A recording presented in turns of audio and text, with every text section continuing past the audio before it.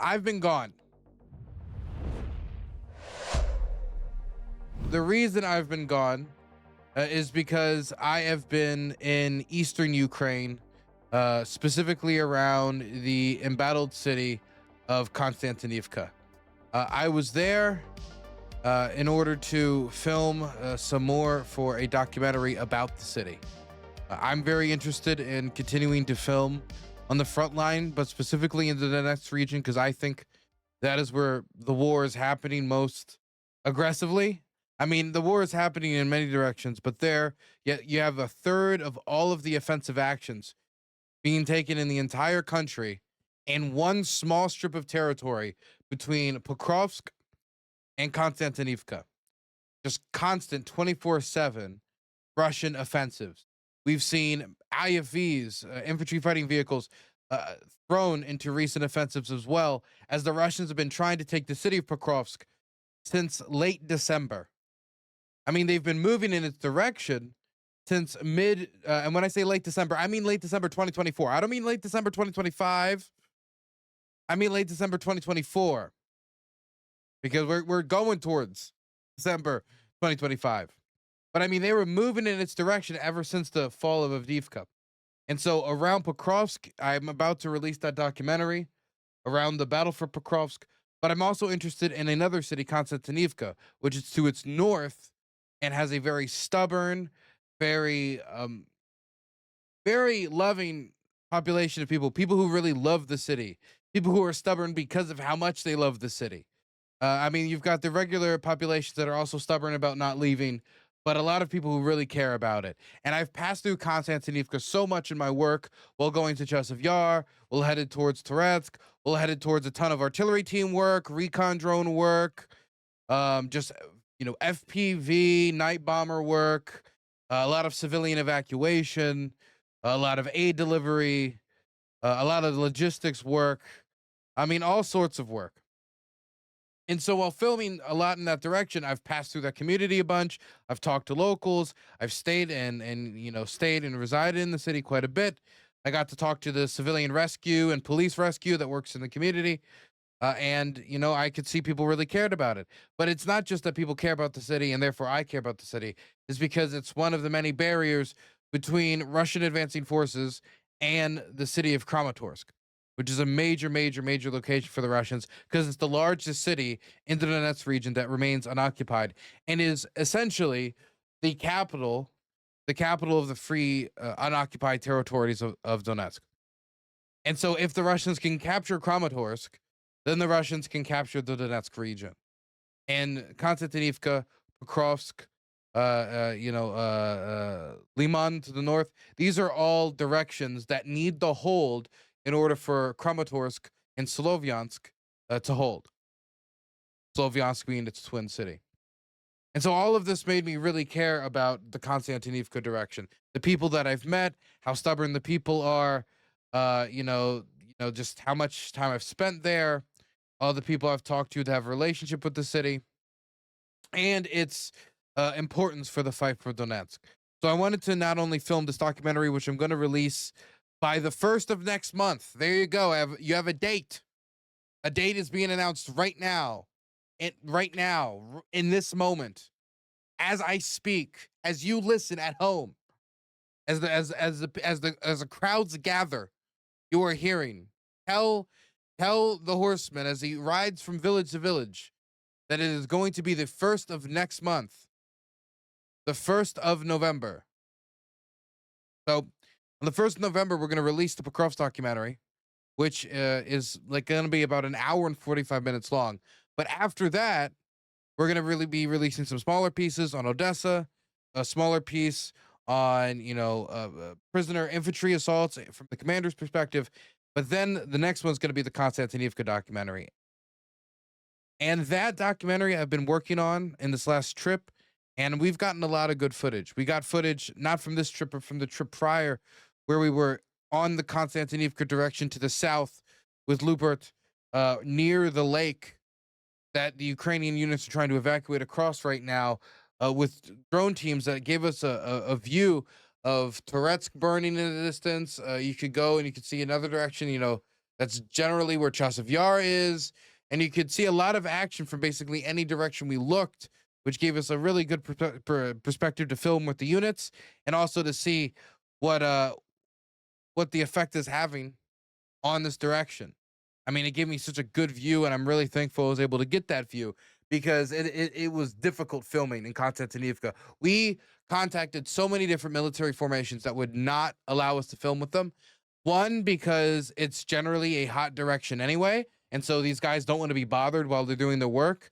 And while they have press officers that's supposed to do that work, it's one thing to have a conversation with a press officer. It's another thing to be embedded with a mortar team, with an artillery team, with a drone team that's just a few kilometers from the Russians, and they're therefore going to have to accept some responsibility for your life when you're with them.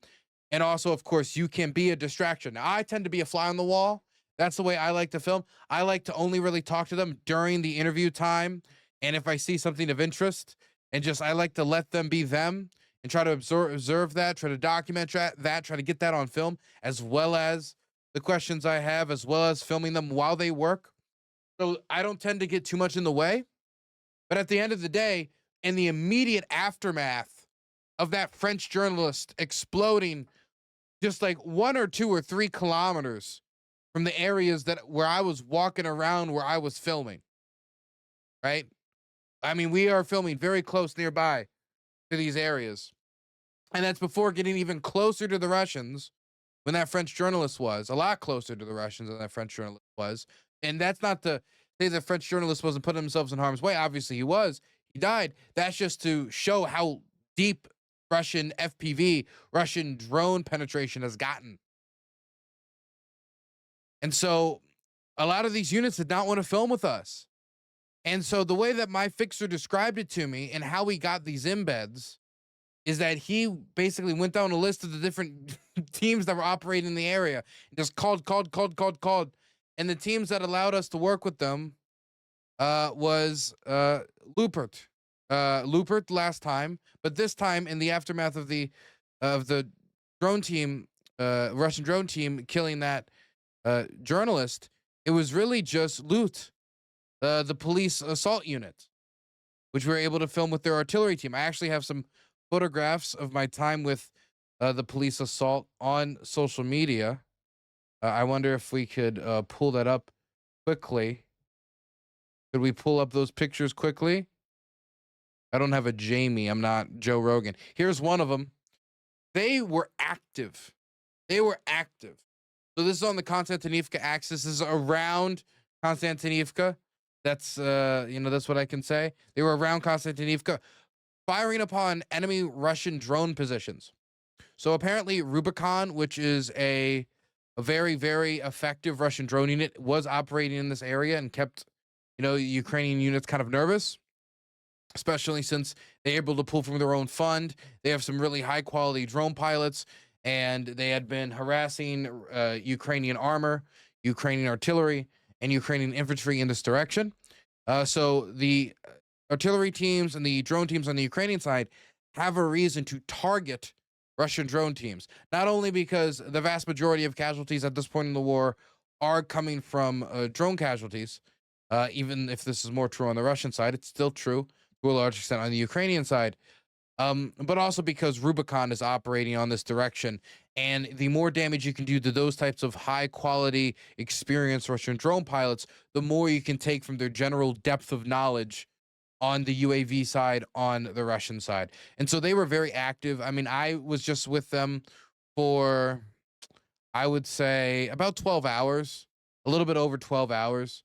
Originally, it's, oh, we're going to be there overnight. We're going to be there 24 hours. Then it's like, oh, you're going to be there maybe 18 hours. Oh, then 12 hours. A lot of times the time shifts around depending upon when a rotation comes in. Because it seemed to me that the way that they scheduled it, and this makes sense, is that they have me come in when they're rotating somebody in there, and they rotate somebody else out, and then they rotate you out or somebody else in once they bring in the ammunition. So I rotated out with the empty shells from them firing upon Russian drone teams and them delivering more ammunition. So it's cool because I got to film that rotation process, but it also means that I'm not like, hey, nice to meet you, Dimitri. What we need you to do is you see this American, with his camera. He wants to film something for his YouTube channel. Can you just charge across this field and risk your life to make sure that this guy can get something that they refer in his line of the business as the content? Okay, right? And sometimes it's weird because content to me almost feels like a dirty word because it feels like you're making something into a product. So I don't really like say, hey, I'm going to go get some content in Ukraine. And it doesn't feel like that. Like content is like, oh, we have a debate. Or oh, content is, oh, we have some video to react to. To me, content isn't like putting your life in immediate danger to get war footage that I care about from a documentarian perspective, from from a historiography perspective, from a documenting war crimes perspective. But sometimes, I swear to God, I'll hear these Ukrainian soldiers like, good content, good content. Like they know, like, hey, look at the camera, somebody's about to blow up. Like they're talking about it like, I know people will want to see this. Okay, that guy's about to look at his vehicle, about to go like a jack in a box. Okay, content, good content. It's like one of the few English words that most of these soldiers know includes content for whatever reason. But I mean, they were active firing upon these Russian drone teams, and I think, on one hand, I can read this positively, as I remember late 2023 filming with drone teams, going into early 2024. Filming with drone teams, filming with artillery teams, filming with ground rocket teams, into 1 to 2 shell bombardments, where you get to fire 1, 2, if you're lucky, 3 shells in a day, 3 shells, and you're banging. Oh my gosh, whoa, Richie Rich over here. Where now they were able to fire 6 shots in a volley to harass the Russian drone teams that are giving them a lot of trouble. I mean, I could see like FPV pockmarks like right next to the tree line, which, I mean, I was looking how thick their tree line is. You see what this is in the background here? That's the entire tree line. That's it. Not very thick, not very not very wide. Don't have a lot of room there. You can see the different branches and stuff around here for how they cover up their trench and how they cover up their big gun. 152 millimeter, by the way, old Soviet gear they were using. Before I filmed with these guys, I filmed with a different artillery team near Pokrovsk. On that direction, I wanted to stop by the Pokrovsk direction. Obviously, it's a little late to maybe be adding footage to the Pokrovsk documentary, but I want to check out the direction. And they were using the Bogdana. That's a 155 millimeter system. That's domestically produced. That's a Ukrainian steel. The government is predicting like big numbers for that, saying they're producing like 30 of those systems a month. I don't know if I believe 30 of those systems a month, but if they're producing even half of that, that's quite significant for Ukraine's artillery fleet. If they're producing something close to that, that is very significant for Ukraine's artillery fleet. That means they have a really decent inflow of artillery batteries for their domestic artillery for their artillery arsenal. At the end of the day, it means nothing if they don't have the propellant for the artillery shells to actually flung the steel, make sure that those shells are flying at Russian positions. But I mean, it means something. But that's 155 millimeter. This was 152 millimeter with loot. Bogdana, yeah, Bogdana. Bogdana is the domestically produced NATO standard artillery system that the Ukrainians made because they needed a NATO standard artillery system, because all they had for the domestic artillery systems was like old Soviet stuff that was running off of 122 millimeter or 152 millimeter. But if Ukraine desires to be part of NATO, and Ukraine is getting a lot of its artillery systems, a lot of its support from Western countries that are largely working off of the NATO standard, they needed a 155 millimeter artillery system for the future. And that Bogdana, this gigantic hulking system, that was their answer for that. That was their answer. I would show the pictures of the Bogdana on screen right now. This is more of the 152, but I haven't technically gotten that cleared yet. There's nothing in the photos that I took that should be a security problem, but you want to be extra, double, triple, quadruple sure. I like this photo, and apparently the press officer for Loot liked this photo as well, because this got posted on their official press page. They liked this photo and they liked this photo. I like this one too. Hey, come on, man. I like that photo.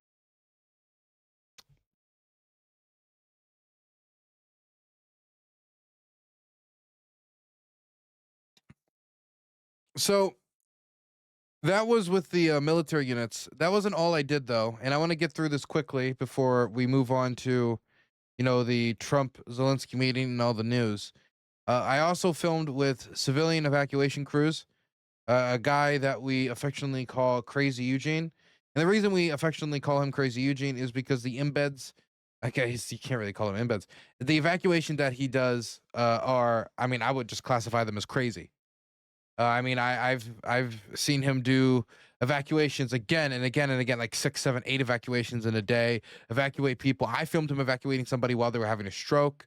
They have been hit 3 times by Russian drones. They have stepped out of their car to wave at Russian drones, trying to cling and push upon and bring some attention, a little shred of humanity in a Russian drone pilot, hoping they fly away to let them finish their evacuation. They only just started.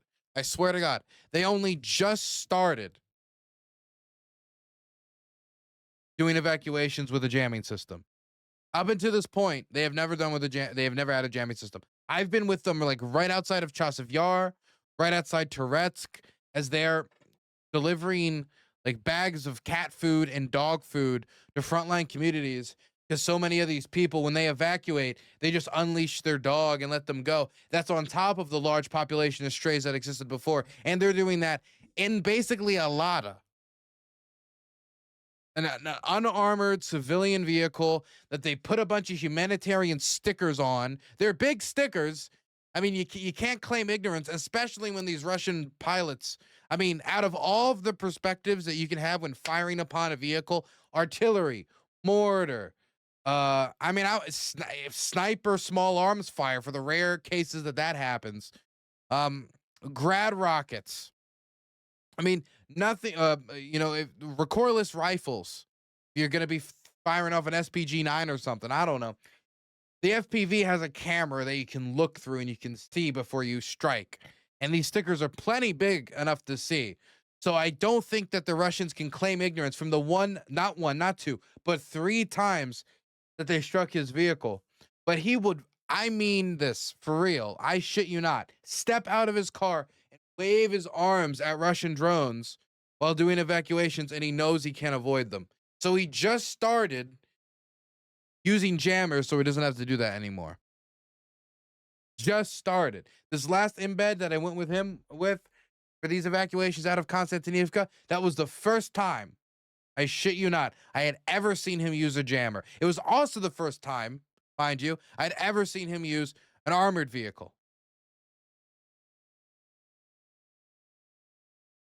Now, actually, these are photos I think I can show, because this was a civilian embed, not with the armed forces. So I can pull up the drive and show Crazy Eugene, I believe. One moment, let me pull this up.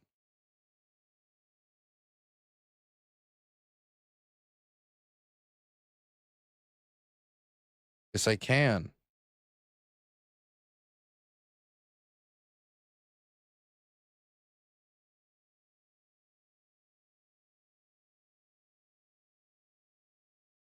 Okay, here we go.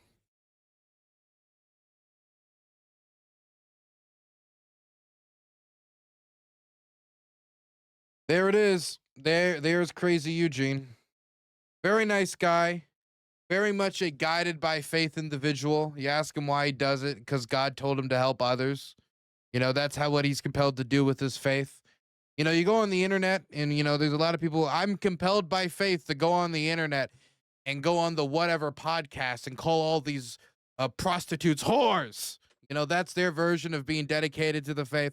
His version of being dedicated to the faith is putting his life directly in harm's way, going out there and finding vulnerable people, the elderly, the disabled, sometimes wounded children.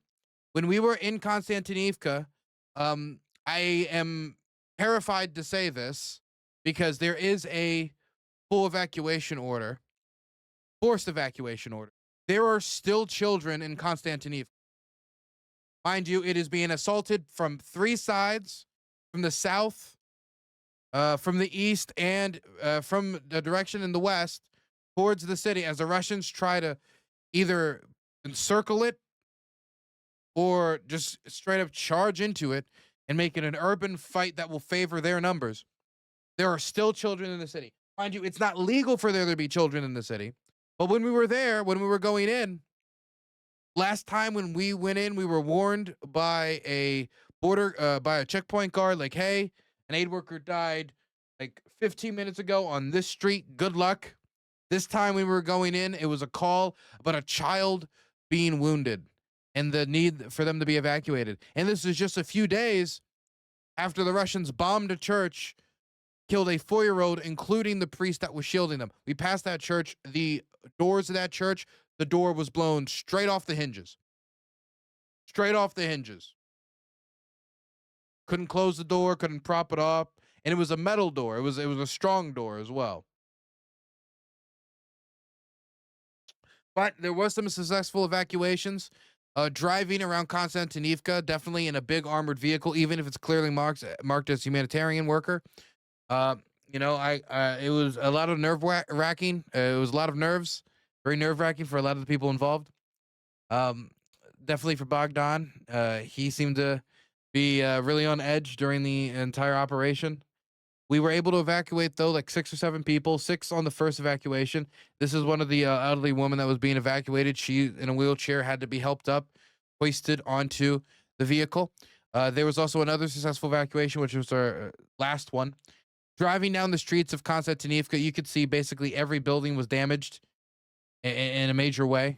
Every building either had some version of, scarring from shelling, gigantic holes from glide bombs and aerial drop munitions, tons of just pieces of FPV just strewn around. You could see optic wire hanging from trees, from different windows in Konstantinivka.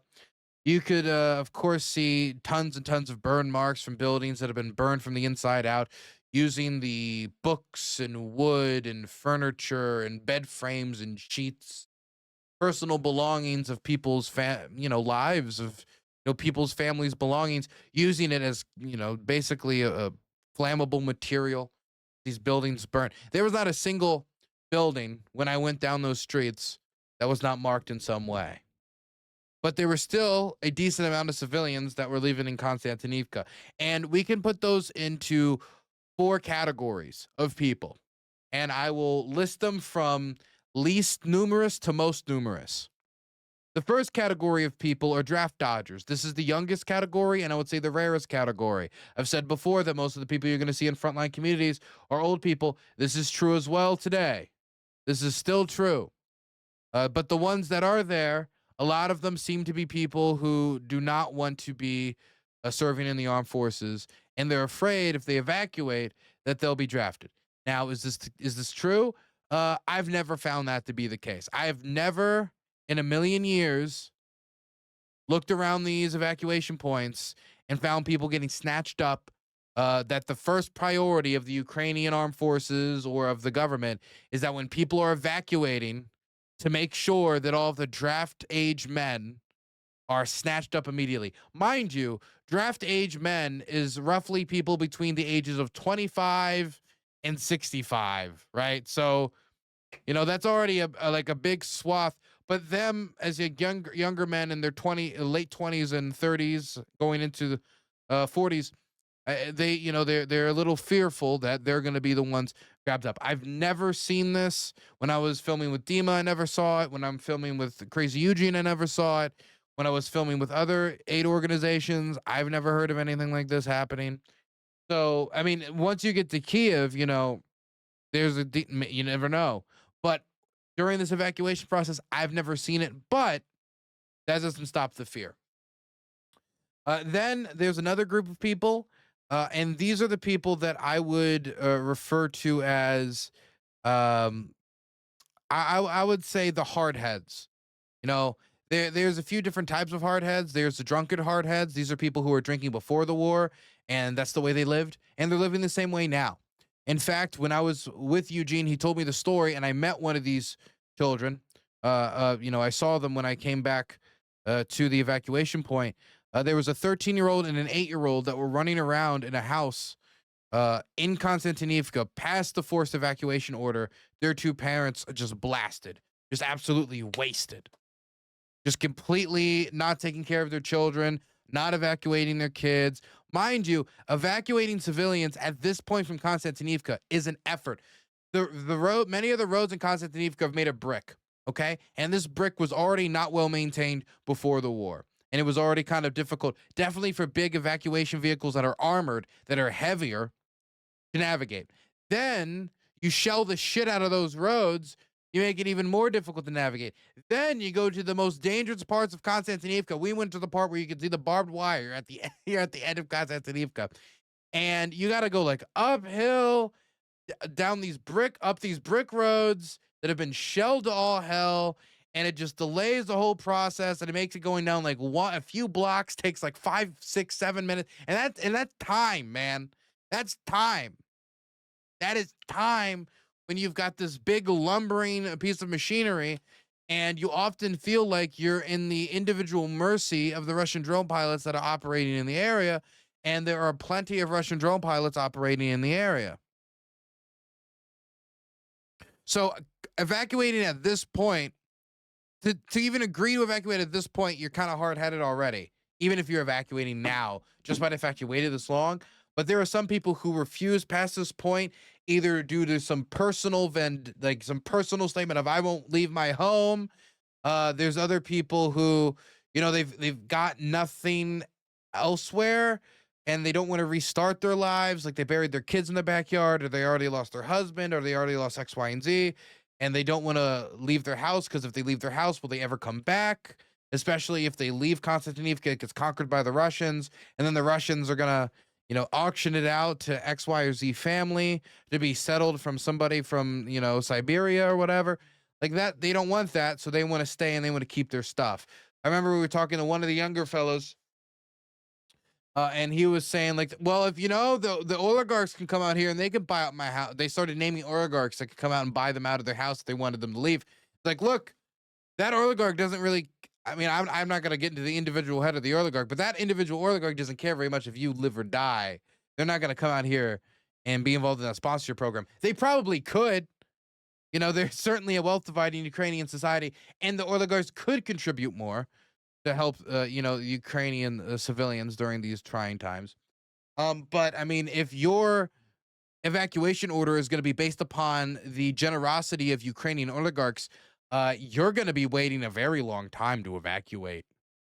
And so there's some pretty hard-headed people who are hard-headed just on principle, and people who are hard-headed out of some delusion. Then there's the third group, and the third group I would say is the waiters. These are people who kind of either they're indifferent to who controls what, and they're just waiting for it to pass. And I guess you can call them waiters like that, but that person, I wouldn't call them a waiter in the sense that they want the Russians to take over, which is how people think about it. But those are people who are indifferent. And then there are the people who you would definitely call waiters, or typically use the word waiter for. And these people who think that once the Russians take over, everything will be great. Everything will be good.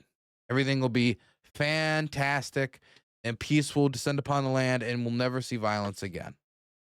Then we have to wait another 80 years for war to hit the streets of Pokrovsk or Konstantinivka, as it was World War II, the last time when Italian and German armies marched in this direction. So, and then you got the last group, and these are the pensioners, and these are the poor.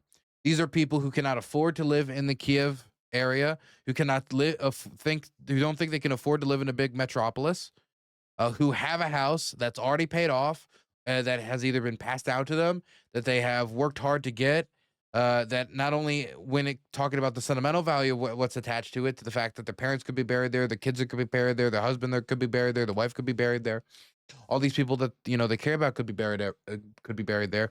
It's also paid off. And if you're getting like the equivalent of $100 American, or if really balling, 150 American dollars in pension every month, how are you going to live in Kiev when, I mean, that's just if you get a good deal covering rent, right? I mean, maybe you can like get a room, a decent room, maybe at that price, in Kiev. I mean, not in the center, but on the outskirts. But then what about food? What about medical expenses and medicine? What about just like the basics of life, toilet paper and, different necessities? What about utilities? What about, spending money, having money like I want to get a new shirt. I'm an old woman. I want to go out in the town and I want to have a dinner made instead of cooking for myself. Is that possible? The Ukrainian government will provide some support, and there are aid organizations that will definitely help the elderly, that will help the displaced for a period of time. But number one, a lot of these people evacuating don't know that or don't believe that. Or number two, how long does that go on for? I mean, I know some organizations that are basically supporting the elderly through their final years, and their final years will probably be spent at the equivalent of a refugee shelter. And that's really sad to think about. But also, is there enough space and enough money to continuously support that the entire time? I mean, US aid got gutted. And I mean, there was more aid money at the start. Is there as much aid money now? I mean, so there's seems to be enough support to help those who have come so far. But if everybody comes, will there be enough? You'd like to hope so. You'd like to hope that if there wasn't enough, there'd be enough attention, there'd be enough noise, that support would get there, and that the people would know where they can go get support. But it doesn't always work out like that, does it? The Ukrainian government is in an extremely difficult fiscal position. In the documentary we're going to release on Prokrovsk on November 1st, uh, you can listen to all these soldiers discuss their pay and how hard it is for them to get decent pay.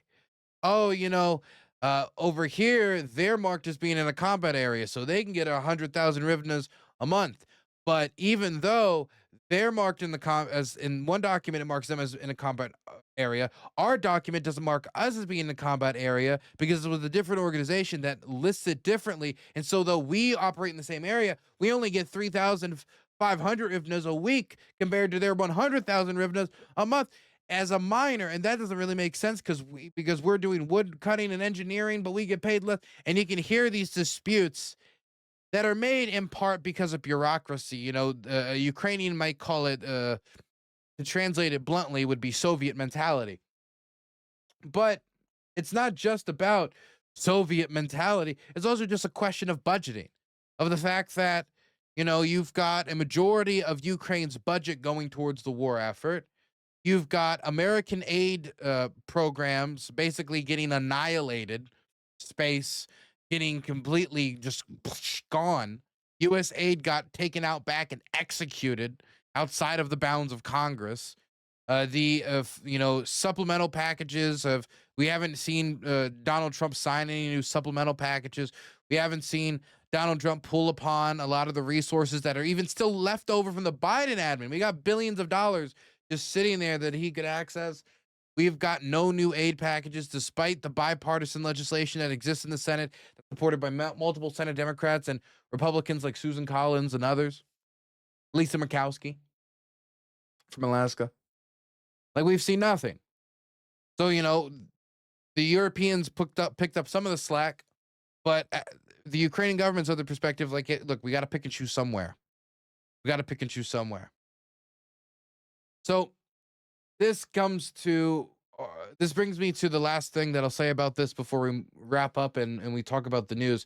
And that was the two failed evacuations that I filmed and photographed. So not every evacuation that I filmed was successful this trip.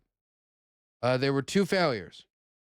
The first failure is something that is particularly frustrating considering the amount of danger that these aid workers put themselves in order to get these people out of these hot zones. I mean, think about the amount of danger any aid worker would have to put themselves in order to get in and out of Pokrovsk or in and out of Konstantinivka, in and out of any of these locations where Russian drone pilots operate. And aid workers have died in Konstantinivka. A journalist died in Konstantinivka not even 2 weeks ago, which made it very difficult for us to operate in Konstantinivka last week due to the amount of fear of a repeat. And we go to this house. It's at the tail end of Konstantinivka. I mean, we had to drive to what Eugene told me, and from looking around was probably the case, one of the most dangerous parts of the entire city. We get out, we bang on the fence saying, evacuation. And then we go inside, and there's these two elderly women and a man. The youngest person there was like probably like 58, 59, this old man. And Eugene saying it's time to evacuate. And they say, we don't want to evacuate. Like, okay, well, your family told us that you wanted to evacuate. Well, I don't want to evacuate. The old man says, well, they don't want to evacuate. Well, are you going to make them evacuate? The family had told Eugene, and we had been told that these people wanted to evacuate. We had driven up these, mind you, it was uphill, brick road, smashed to bits by artillery, and a giant aid armored vehicle. But of course, had a bunch of jamming equipment stacked on top of it, and was also transporting water so we could drop it off into the city, because the less trips you need to make in and out, the better. So putting all those factors together takes it quite a bit to get around to that part. Happens to also be one of the most, if not the most dangerous part in the city.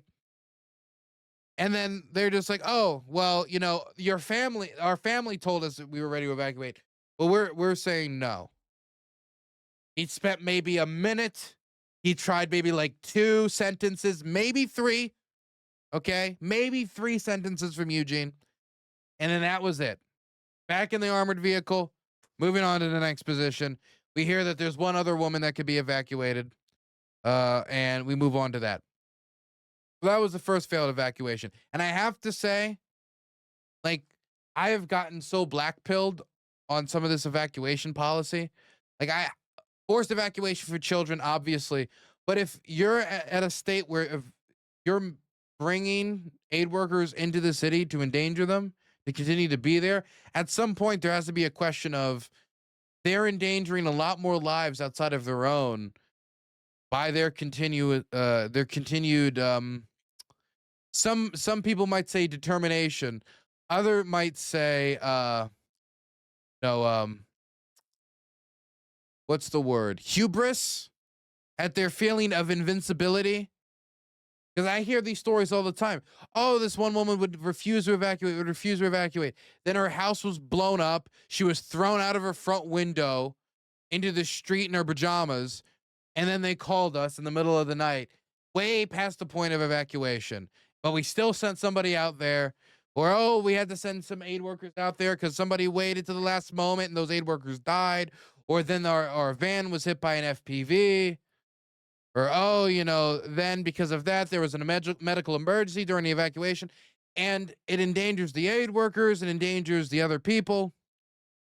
And you just start to get blackpilled on the idea of, well, at some point, do you have to ask, like, this is not a negotiation. If you brought us out here, you're bringing us with you. But I mean, at the end of the day, if their family said one thing and they said another, it's not like you can force them.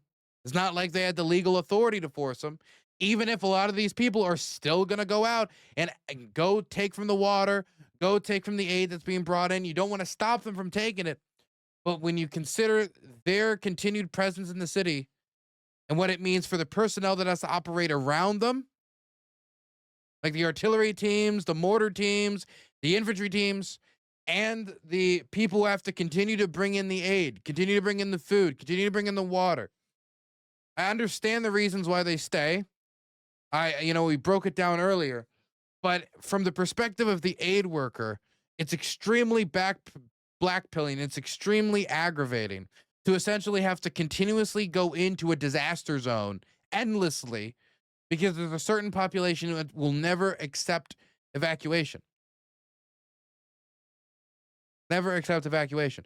And for that one group, which certainly is not the majority of the city, but is a population that's like, look, I want to wait until Russia comes. If that's the position that you have, that you're waiting for Russia, leave Ukraine. Get in a car, get in an evacuation, evacuate to Dnipro, go from Dnipro to Poland, and go from Poland some way into Belarus, go to Belarus, into Russia, and just wait for the Russian army to move forward, and then you can come back. And you know what you do by doing that? You get everything you want, and you're not in danger, and you're not putting Ukrainian aid workers, many of whom, you might even many of whom, might even you put their lives in the rest to the point of death. These people could die. Many of them have died. You won't be endangering anybody. You can just leave. You can just do that. Of course, that's a simplification of why all the reasons people are there, as we talked about earlier. But it's something that is blackpilling. Lastly, the last failed evacuation we had, quite simple. And this is how I'll put it. Went to a house, knocked on the door, on the outside gate. Dog starts barking at us. No sign of moving from inside the building. We're told that there's an elderly man here that needs to be evacuated. We open the gate, walk up, door. The dog barks at us. Bogdan picks up his stick because he's scared of the dog, and he's scared we're gonna get bit by the dog. I'm not scared of the dog. I'll kick. Okay, if the dog has rabies and goes to bite me, I'll kick or do whatever. FPV's my first concern. So we walk in, we open the door. It's dark, black inside, no lights on. Walk in through the building, and then we find the person that we're meant to evacuate, the elderly man, dead on the floor. And it was too late. Covered with a blanket, clearly identified as the person that we were meant to evacuate. Family wanted us to, check on their status and get them out of there. But Eugene had to inform them after taking photographs for evidence that they were dead. Crazy Eugene told me that this is the first time that he had ever engaged in an evacuation where after getting told to go get them, before we go and get them, by the time we get there, in that time, they die. In that time period between. That was the first time. It's pretty sad. We went outside. We talked to a neighbor about what happened. So it seemed that some of the people that were immediately living next to them knew that they were dead, but the message never got out. Maybe it was because they tried to text it, but bad connection. There's tons of jamming. It could be that it wasn't their immediate priority. Either way, they didn't know. They didn't want to evacuate. That was the person who talked about, an oligarch coming and buying their home. We got in the van, we went off, and we evacuated one other woman. There's a few other notable things, like we saw like a unmanned drone, ground drone moving around. Their story forever, respect, mate. Thank you for the $20. I appreciate that. Really do. That's going towards gasoline costs because we got to get back out there. I've decided, we were just out there, but I want to get right back out there. I'm headed back to Kherson. I hear the human safari down there is really bad, and I want to film down with the armed forces in that direction. We're in pretty good with the people who manage the southern direction when it comes to the press. We basically met a guy. We were chill with a guy, and he slowly got promoted into all the right positions to help us out. And so, we want to film more in the southern direction, and I want to make sure that what's going on in the human safari gets documented. But yeah, I know that the failed evacuation was pretty awful. But there was one other one other evacuation we did that was not a failure. We got one more woman out, and we saw a Ukrainian unmanned vehicle, just like ground drone, just going down the street, just like driving like it was nothing. That was pretty weird. Just kind of like stops, looks at us like, Yankee press, and this keeps going. It was pretty interesting. Pretty interesting. And that's basically that's most of the embed. There's a few things that I'm not including, like for example, the tunnels to get in and out of Konstantinivka is now covered, absolutely covered with drone nets. But then the Russians shell those drone nets, and then they try to fix those drone nets, and it's an endless race. And the drone nets are all sorts of different colors: white, pink, green. It's actually kind of pretty when you drive through it. It feels like you're driving through an endless wedding veil. Definitely the white one. It gave me that feeling. It was very, very pretty. It was also very pretty this trip due to the tons of yellow leaves that were falling off of the trees. A lot of tree tunnels that looked absolutely gorgeous this trip. In fact, some of my favorite pictures from this trip are just these ones where you can clearly see how beautiful the Black-pilled leaves are. Kiwi got a tier 2 subscription, forking out more cash for this man to risk his life for our infotainment. Dance monkey dance, or else you get the collar again. Not the collar, anything but the collar. Okay, if you're gonna give me the collar, at least tape over the collar. At least tape over the. Can't you please at least tape over the collar? Can't you just do that, please? Please. Thank you for the tier 2 sub. Appreciate all the support you guys are throwing at me. So I'm gonna be honest. I haven't been streaming this week. I got back on late Sunday, and I meant to stream on Monday. Burns is then I meant to stream on Tuesday. Morally corrupt. Then I meant to stream on Wednesday, and then I meant to stream on Thursday.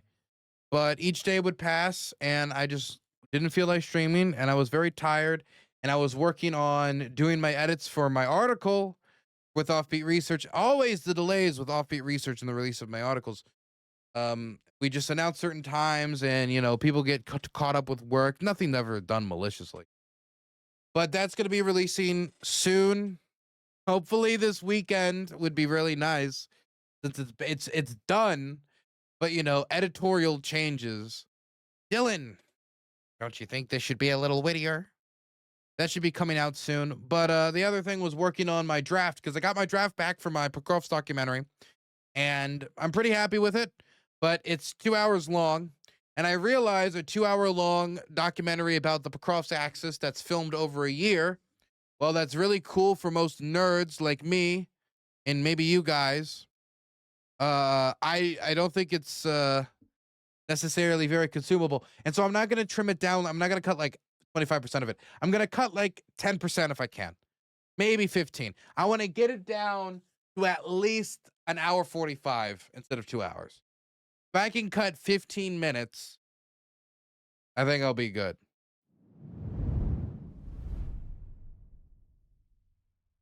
With the time that I have, I gotta like densely pack in this information and just shove it into your ears and force you guys to consume it.